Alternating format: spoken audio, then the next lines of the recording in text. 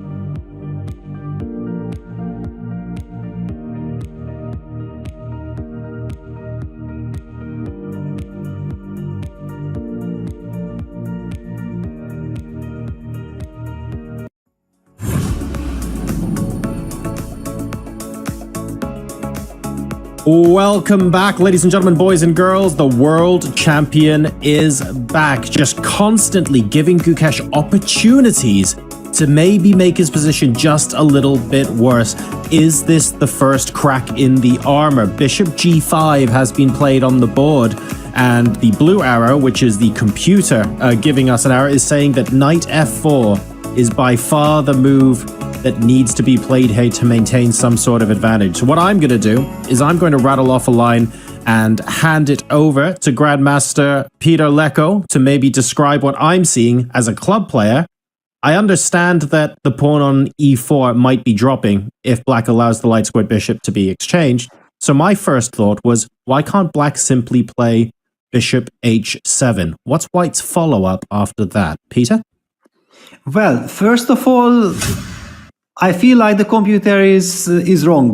Yeah, giving a question mark to bishop g5 because objectively the position is bad for black. Yeah, so we have already talked about this with Anish. Black needs to find the way to fight back, and the move bishop g5 puts some pressure on white. Yeah, that the computer easily assessing that okay, knight f4 is good. One of the very first question also that comes to mind: what happens if black trades that knight with the bishop?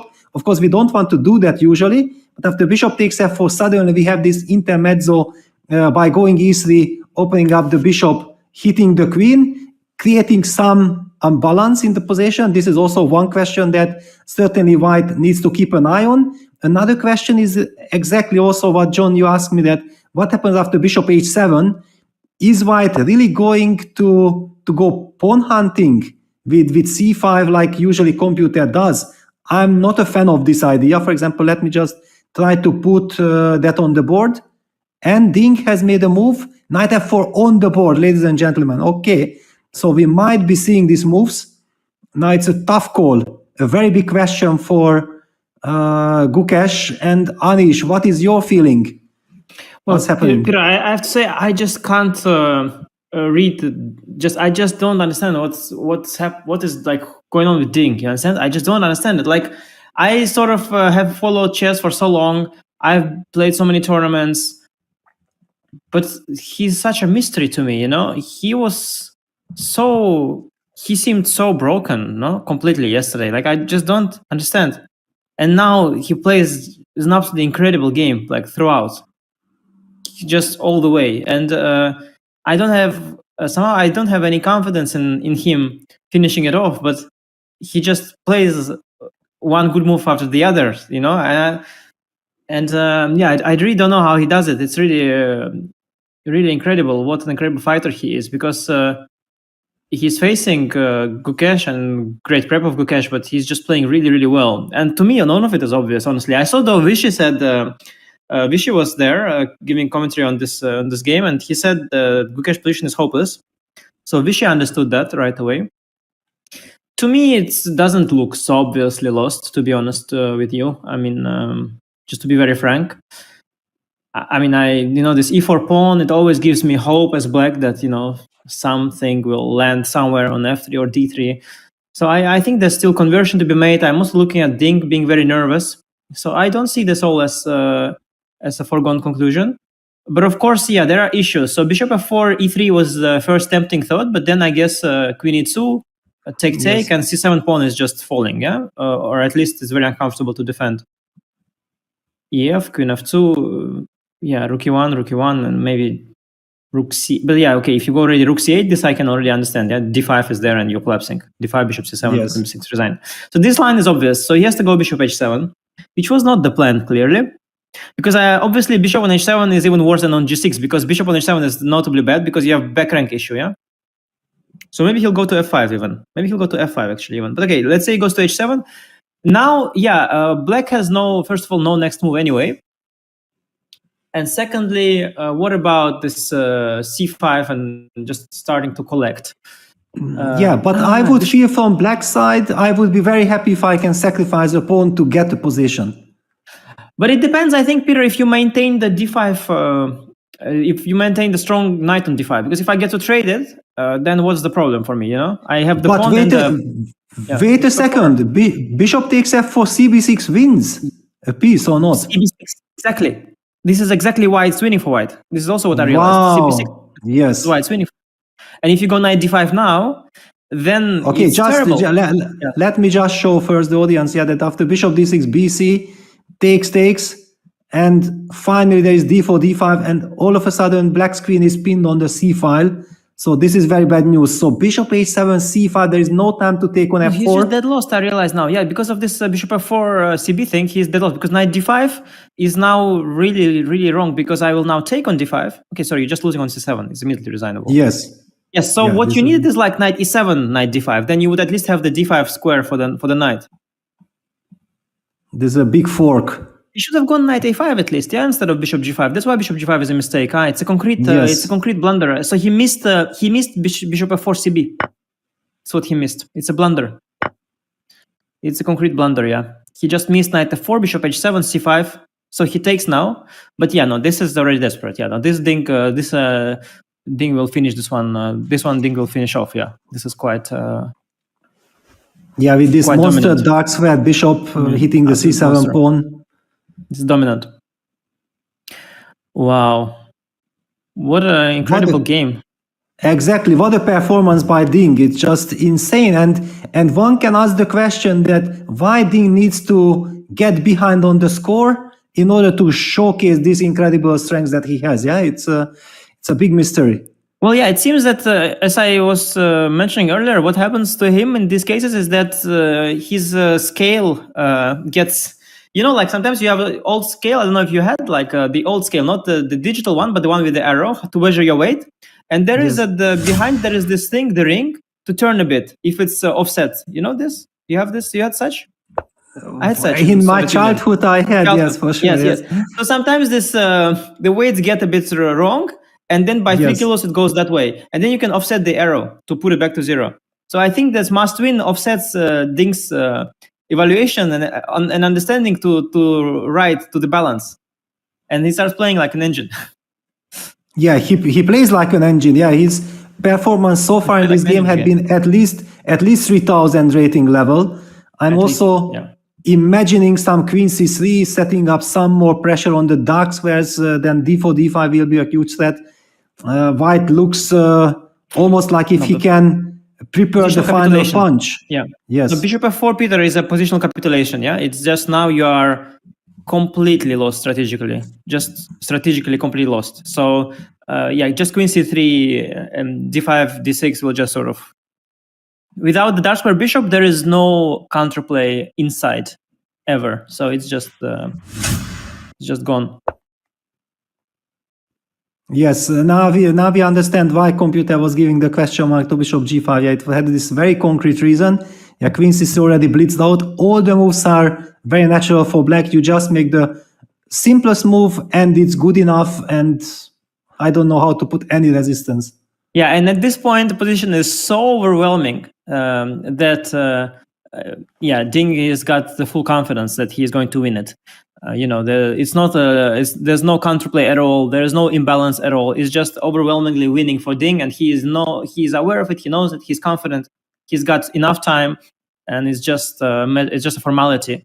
And you can already start talking about the impact the last two games had on the match, and what we are about to see in the final two games and potentially in the tiebreak, because this is really the plot twist here is quite remarkable. Yeah, incredible. Yeah, and now we see that classical chess with time, with 2 hours time on the clock, gives the players the chance to get deep into all the finesses, all the subtleties of the position. And Ding did spend something like 1 hour for 2 or 3 moves. For this a3, h3, king h2. King h2 was the move that really showed the incredible depthness that Ding has foreseen in the position. Yeah, it was truly stunning. Yeah, and I do have to say that it was, of course, quite fortunate for Ding that Gukesh has made this unfortunate for him, the error with bishop g5. Because position was already lost for black, but there was still a fight. And bishop g5, unfortunately for Gukesh, it means that, yeah, this knight f4 c5 sequence, which is with cb intermezzo, and that made the position very easy to win, basically. Yeah, now the position is very easy to win for white. So it was a bit unlucky for Gukesh that bishop g5 move was so bad. If he had made some other one, he would still be lost, but at least I feel then Ding would be much more hesitant, and with the time pressure, perhaps there was a chance for Gukesh to get some counter chances. But here, I think there are none. I think this is really, really trivial stuff from now on. I guess black is losing tactically, yeah, with the d5, d6 as well. I don't see a single chance, and it's only a miracle that can now save Gukesh, but I just don't think it's anywhere near that. Yeah, exactly. The problem is when it's strategically so bad and there are no arguments to be made for black's case. Yeah, it's just a hopeless situation. No counterplay. You can just sit and wait till white executes the winning kind of breakthrough. D5, yeah, D6. And even if there was no d5, d6 concrete issue, right? Position would be strategically lost anyway.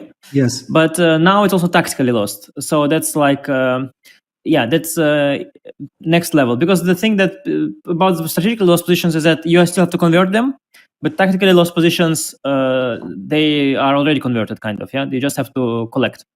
So yeah, I mean, I guess you should make a move like knight b8 or something. I mean, I guess this is how desperate we are at this point. Yeah, which knight doesn't do anything. Knight a7. Sorry, knight a7. Traps through. So he should go probably knight e7 then, yeah, not to resign immediately. But I even want to ask, do we even take the exchange, or we just enjoy the position with d5? We take it. Yeah. I think we take it. Why not? Okay, let me just put it so that even something like this, even the rook can be trapped. Of course, it does not decide anything because the position is already bad, but it's kind of horrible. Yeah, it was this. I mean, Gukesh never wanted to do this. He had to because of this c5, cb thing. So what happens very often when a top player has a strategically dead lost position like this one, what usually happened is that he missed some tactic along the way. Because Gukesh has enough understanding to realize from a mile away that this is not what he wants. But unfortunately, you miss tactics, and everybody can miss a tactic, even the top player. And then so often it happens that because you missed a tactic, you now have a strategically lost position, as if you are an amateur, you know. But yeah, there's always, if you see a top player in such a position, you can guarantee yourself that there was a blunder earlier on, a tactical blunder. Yes, I think that we all know this feeling, yeah, when something like this happens in a tournament, and then all the other players are gathering around the board and reading the score sheet, like, how did this happen? What happened? Trying to figure out what caused the effect, because something really serious had to cause this that disappeared on the board. Yeah, and okay, it's a very scenic moment now, of course, zooming in on the players, as both of them know that black is hopeless, and this is a very, very important game in the World Championship match, and it's really, really incredible. Like, I've seen a lot of players, you know, and you've also played, Peter, plenty of top tournaments, and you know that usually people who are, you know, they don't come back from the dead on the next day, yeah, usually. So Exactly. it is really, and they were like, all the signs were wrong for Ding, and he's crying. Knight b8 on the board. Wait a second. He blundered knight a7 also. He blundered, wielding, play the move knight a7. Yeah, I think it's good to collect. I'm a collector. I think, you know, they say this. There's the saying, if you see mate in one, look for better. Yeah. And there's also this saying, like, if you can choose between winning a queen or giving checkmate to win a queen, because checkmate might not be there. And it's the same here. I mean, maybe win the rook because, yeah, you know, whatever, the positional domination might not, might somehow, I don't know how, disappear, but rook will remain. So I would collect the rook, just why not? And one can see that Ding is about to play the move knight a7, but he's still calming himself down that, okay, not to rush, absolutely no reason. He still has more than 16 minutes, and he knows that if I'm collecting, I'm just winning. So why not to make sure? Yeah, I'm curious if Gukesh, his position is so hopeless that allowing knight a7 is the best chance, he thinks, or if he just blundered, because I kind of missed the possibility. It's kind of unusual, yeah, knight a7 a bit.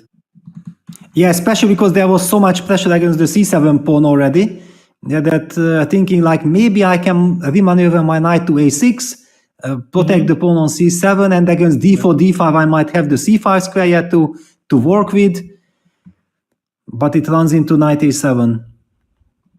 Yeah, no, and I think the beauty about it, Peter, is that even as you take the exchange, you give up the knight, let's say, for the rook. I think you maintain like 80% of your positional advantage, yeah? Not 100, Yes. because knight on b5 was a big part of that, for sure. It was a big part. But you maintain a lot of other advantages, such as the beautiful bishops, dark square control, the d and c pawn running forward. So I think you can safely take the rook, because I think that black's position does not improve as much in that case. Yes, no, it's. I remember I made this case. I was asking you that do you go knight a7, and your intuitive reaction was like, of course we do. Yeah, I'm a little also. I mean, I'm not sure, like computer, because computers, they are much more. You know, they don't care. Yeah, nowadays computers, they don't care about things like material. They see it all as. Humans still have a special. You know, we have a special attachment towards material. It's like, for us, it's on a separate scale. Yeah. Because as kids, I guess everybody was taught, like, first this is worth 5, this is worth 3, all this, and so you learn to first count pieces and then evaluate position. But the modern computers, they I don't know if they do that too, because we don't know, yeah, how this neural network has formed their understanding, but they're not attached to material. So I'm curious, like, if the computer first line would be knight a7. No, actually the computer's first line, knight a7 is second line with 3.77 here, the one I have. Computer first line is f3 with 4 plus 4. Wow, f3 did not even cross my mind. No, it's insane. Yes. It's insane. But just to point out that, yes, like a human, okay, 99% of humans would go knight a7, but computers, yeah, they some. Oh. But d5 played. Okay, that was my kind of feeling. I wanted to go d5, but queen d7 blitzed out. For me too. d5 was the other alternative, and it's also plus. Okay, after queen d7 it's plus 4. Let me see 1 second if it's just plus 4. Yeah, d5 actually. only +2, but he played queen e7. He should have played knight a6 here, the computer says, but okay, it's all. Yes, I was expecting, that after d5, but Gukesh is now also playing very quickly. Nerves are in play, certainly. However, sometimes when you are dead lost, it's easier to handle the nerve situation because you are not that tensed anymore. Yeah, you know that you need a miracle, and it's already out of your control. Yeah, you cannot really. Yeah, no, in some sense, being dead lost is very liberating. Yeah. Yes. There's nothing to lose anymore. But by the way, knight a6 or queen e7, it's all d5 is excellent, yeah, as well. I mean, you will win that exchange anyway. So d6 here just wins your position is so dominant, the material will fall anyway. I'm quite impressed with Ding going d5, by the way, because I thought that almost any human would just collect the rook, but Ding even more refined. You know, he doesn't want to joke around. He wants to really clinch this game. Okay, humanly, I think your chances of winning are even higher in knight a7, but okay, d6, d5, d6 is also incredibly powerful. Yeah, because how does black react to the move d6? I thought c5 is the only, humanly speaking, maybe queen a, sorry, knight pawn c4 is hanging. No, I thought d6, c5 is the only move, and then you have c6 square for the queen sometimes, maybe. Exactly, yes. But so d6, c5, and okay, if white is not winning with d6, then it's also a committal push, yeah? All right, or we can say that with knight c7, probably you can anyway win material. Yeah, I guess the question is like how you win it, yeah? Because like everything is on the computer, eval is just completely screaming here. d6, c5, knight c7, rook f8. I don't know. Do you want to win the e4 pawn or not? Only question is, yes, how much white can cash out. The only question is how much does he want to cash out? Yeah, maybe more. It's like already if you on bought the board. Bitcoin. Yeah, it's like if you bought Bitcoin, you know, at when it was worth $10, and you now own like 10 million of Bitcoin.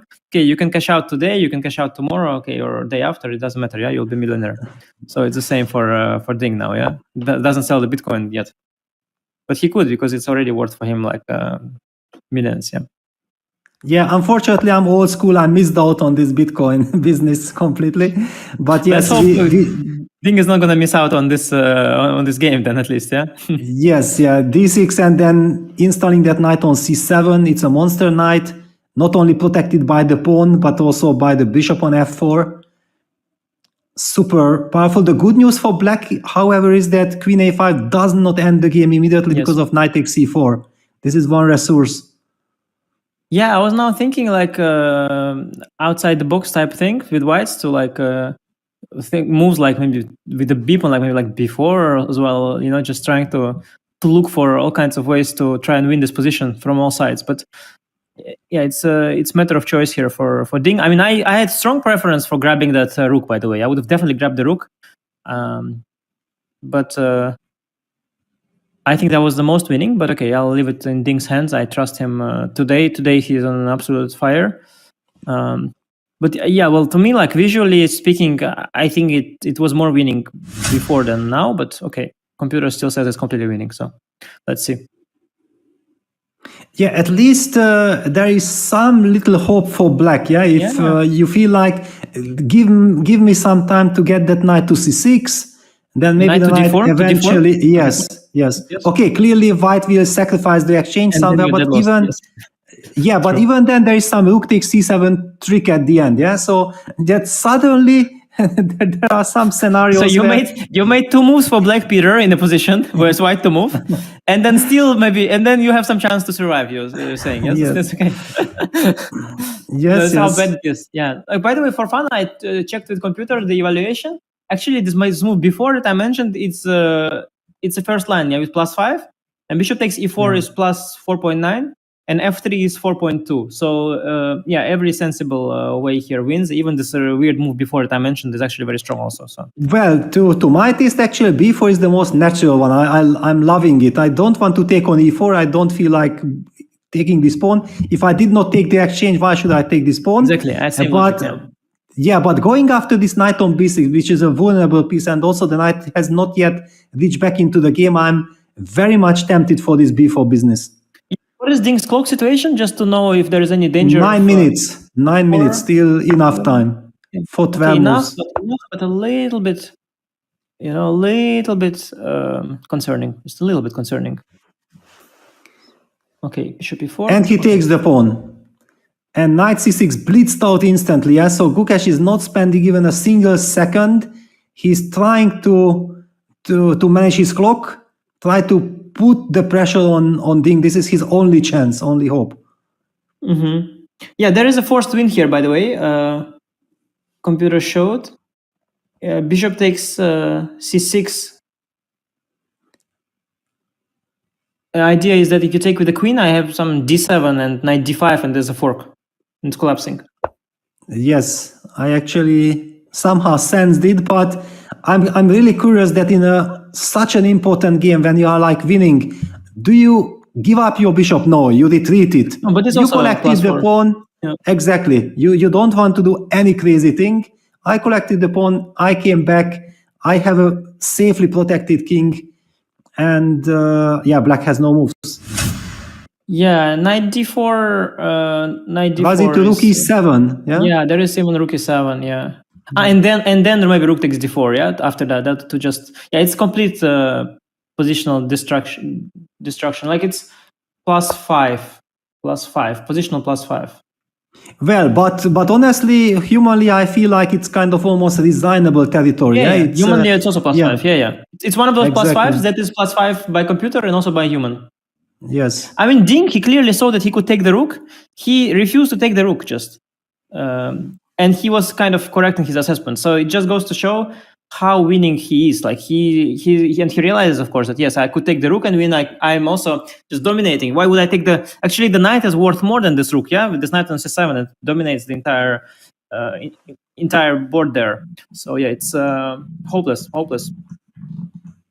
Yeah, just a pawn, better pieces, better pawn structure. Better pawn structure thanks to this extra pawn on d6, which basically wins the game. Yeah, no, it's yes. Pawn structure kind of situation here is like if you are up a rook and you say better pawn structure. That's this kind of situation. I also highlighted the rooks. Yeah, look at white's rooks. No, they are both beautiful. Okay. Also, if you want to highlight every single piece, you can also say that king on h2 is very safe and highlight it as well, because it's also nice. Beautiful. 95 is one of the ways to force the +5. Yeah, one of the ways to win more material. Takes the c5, pawn is falling. Black will lose the grip of the d4 square. What's hero? It's basically a question of time when Gukesh will resign. There's really nothing to hope for. No, total hero. This guy Ding, total hero. Incredible match, by the way. And I think the match is really now heating up, because heating up is an understatement. I mean, we are all already long burnt from the heat. Yeah, it's wild. Yes, I understand, but now there is a new twist. That Ding bounces back. Now Gukesh will feel the pressure that he needs to do something with his last white game. So I think we are still very far away from playoff. Yes, because there is suddenly the factor.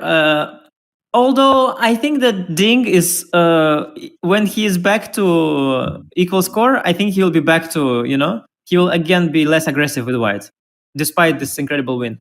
So I guess that if Gukesh draws the next game, Ding will still go for tie breaks. But you never know. And plus, of course, Gukesh, I mean, at this point, he's boiling, He was about to win the match, and now he's back to equal score. He's boiling. He's completely, completely eager to bounce back again. And tomorrow I think is the rest day, right? Finally, which is good. Yeah, for both tomorrow players. Is the rest day. Yes. But after that, clearly Gukesh is going to go for a win with white. That could also backfire. I mean, you don't know anymore what's going on and who is the favorite. I guess now probably Ding is the favorite because we've seen that he can do anything. He can win with black, he can win with white, he can come back no matter what's the situation. So I guess Ding is sort of the favorite, and he's better in rapid as well.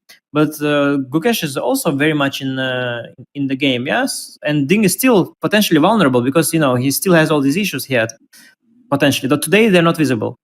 But yeah, it's a wild match. Going to be an incredibly exciting last 2 or probably 3 days. today we are seeing incredible Dingley, and yeah, playing with amazing perfection. Yeah, I want to see the chess.com accuracy, by the way, because it will be a question to the accuracy if it works or not, because I know that this game is 100% accuracy, but I want to see the chess.com website gives 96. Yeah, it's not. It doesn't do justice to the game. No, it's basically perfect. No, this is absolutely perfect. And not to mention the complexity of the position. So no, it's a 100% accuracy game. But of course, there were some little computer fluctuations which led to 96. But if you see the graph, it was like this, and then it remained very high throughout. So it was a perfect game.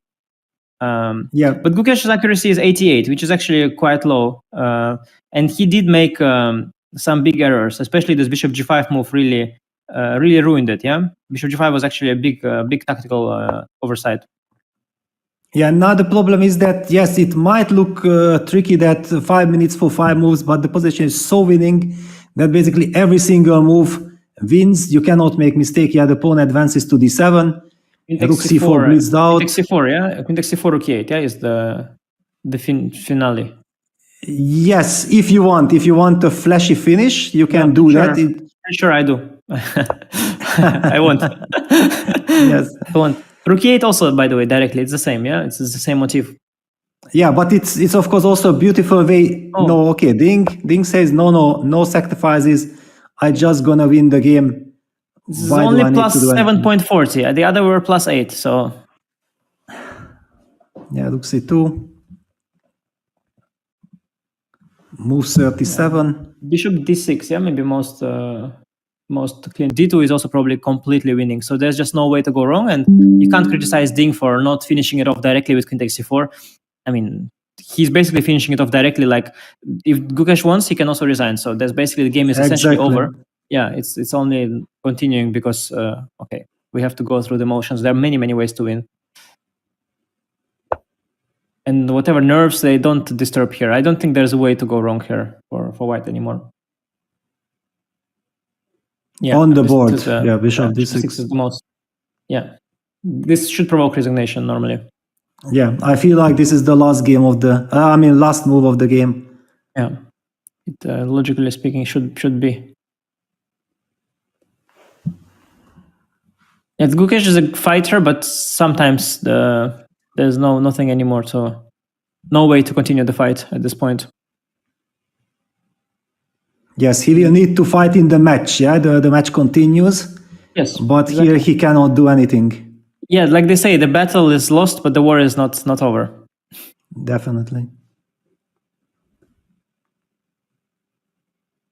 But still, it's kind of always unpleasant moment, yeah, before resignation. That because with resignation, you give up finally on the game. Yeah, no matter how lost you were before, you were still hoping for some miracle, or you were just not thinking about it at all. Yes, no, for sure. When you like the game like that, so you are hurt throughout the game, but you hurt one more time when you resign. Yeah, because now it's official. But it also gives you the chance to move on. Yeah, that okay, finally I'm rid of this terrible game. I'm gonna get a new position. I'm gonna have the white pieces, and sometimes this loss comes as a wake up call. Yeah, like for Ding, it feels like the lion has been awakened. Yeah, it's a completely different link that came to this game. Yeah, but I wonder if Ding will sort of be back to which Ding, you know? And wait a second, rook take g7, final move. Like, are we gonna see the new Ding, the old Ding, the old Ding, the new old Ding, the old new Ding, which Ding, you know? But all of them are good. That's the problem. All Dings are good, but some are really good. So it's whichever Ding it was today, but this was the best Ding that exists, I think, today. Absolutely, yeah, and who knows? Yeah, maybe this is what he needed to get all the confidence back, and it will be hell of a match. Maybe the new Ding is better than the very old Ding. Yeah, after all, maybe this is the best Ding we have yet. Yeah. Poor Gukesh, of course, clearly very disappointed. Yeah, having the lead in the match, and things are looking extremely well, and all of a sudden the opponent plays the best game of his almost like in his life, and visibly we can see the effect on Gukesh. Look at this. How he's sitting. No, of course. No, it's. I mean, he was probably already thinking about becoming world champion. You know, the actual procedure of becoming world champion. He was so incredibly close, and he still is, but he was so incredibly close. And now Ding sent him. I mean, I wouldn't say back in the queue, but like he really, Gukesh took a massive hit to his chances of becoming next world champion with this game. A massive hit. Yeah, send him a message that I'm here. It's still gonna be extremely tough. And all of a sudden, 6-6 match score.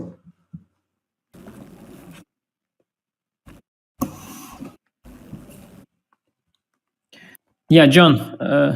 Tough guys, ridiculous end to that match.